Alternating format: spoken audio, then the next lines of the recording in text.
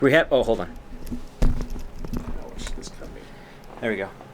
So I actually made it to the office today, and Andrew came to visit. Hey. And he has something really cool to show us because I wasn't smart enough to figure it out on my own. So he's going to show us how to actually do it. And I'm going to call this a video, Sea-Rocks, Eat Your Heart Out. All right, so show us what you got. So we have here an alternative or possibly a cheaper option. I think I priced it out to be about $170, give or take, depending on what you would how you want this rigged up. I looked at the C box, and that's priced out at about $600. I wanted that kind of like option to take out and then put back in with the SSD like they had. So it's a little bit more expensive, but you could alternatively just use it without this contraption. It's not very heavy, but it's just kind of how it is. So you can put the SSD inside this like SSD holder, and then there's an additional holder to hold that in order for me to put this articulating arm into it. I had to do some modifications to kind of cut this portion out so that it would actually fit inside of it. And then funny enough, I found a smaller power bank that I had to, let me pull this out really quick here.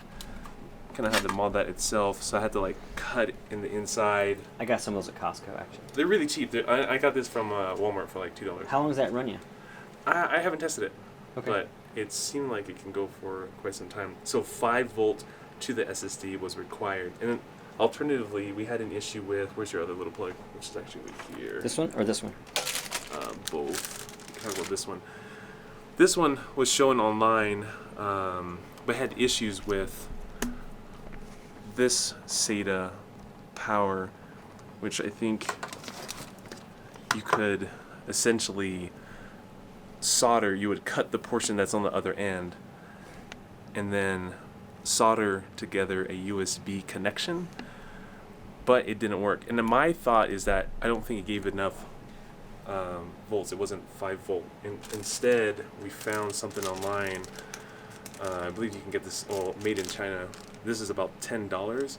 So this is directly made for power from USB to the power SATA itself.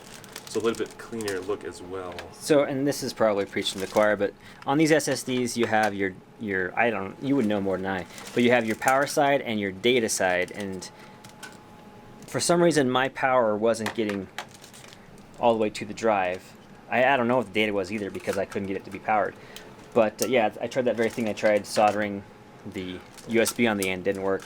So now I'm super stoked to take the USB cable and see if I can get power to that. I think one of the things, so I had that same issue where this portion wasn't connecting and giving it power with the USB. So what I did was I just connected the SATA portion to the SSD and then this to the mini, and then I connected from my computer desktop a SATA power to the SSD, and it worked. So I figured that there was an issue with this portion of the cord, which was given to us through the manufacturer.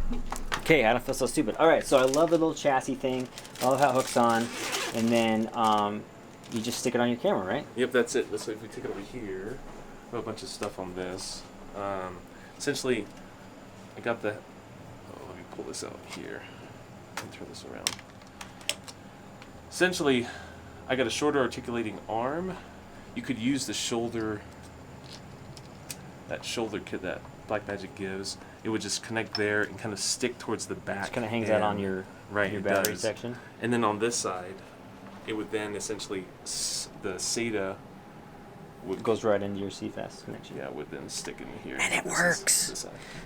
So on go for it. So on the 4.6, which you can get 4:1, which is awesome for RAW when you're shooting RAW. I'm trying not to give us a overexposed.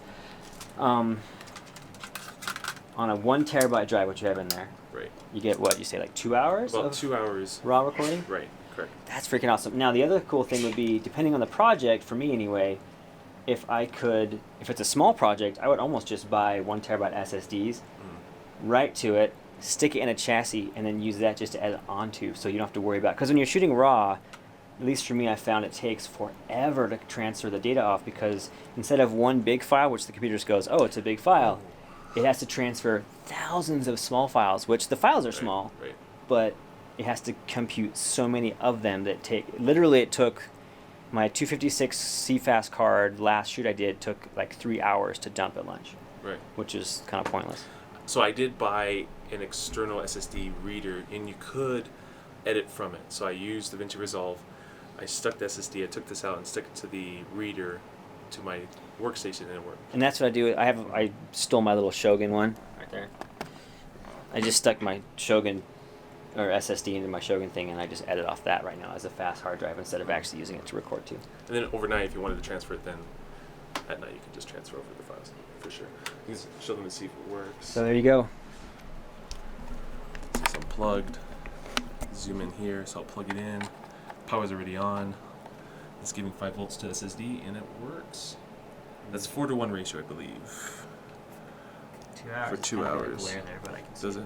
And then if I change it to recording down to, for example, if you did HQ, just show them that. For 1 terabyte, this card has been formatted to exFAT. It's 2 hours and 41 minutes, and then if people wanted to go down to LT, it gives 5 hours and 44 minutes.